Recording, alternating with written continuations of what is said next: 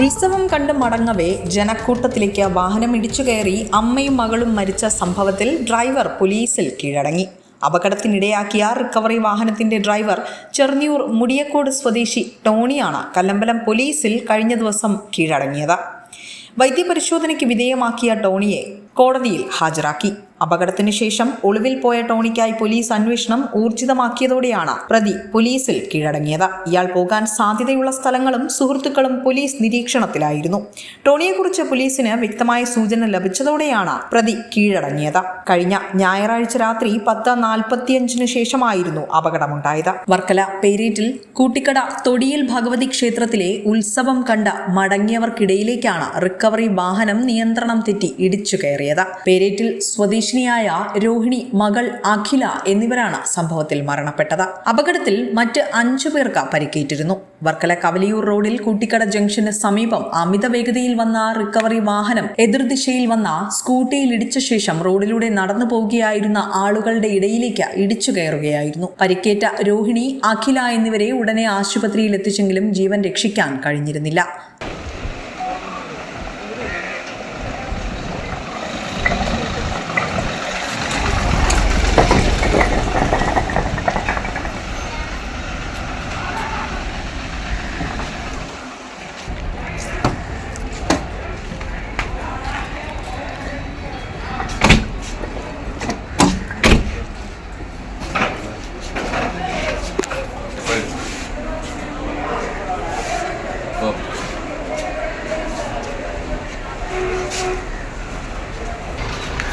ഇവർ ഇൻഷുറൻസ് തുക കഴിച്ചിട്ടുള്ള എത്ര എമൗണ്ട് ആണെന്ന് നോക്കാം. അത് നിങ്ങൾ അതിനനുസരിച്ചൊന്ന്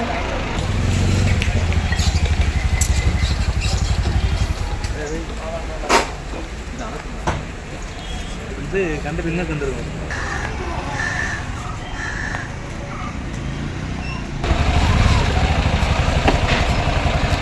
പിടിച്ച് തുറയ്ക്കുമോ നീ അല്ലടി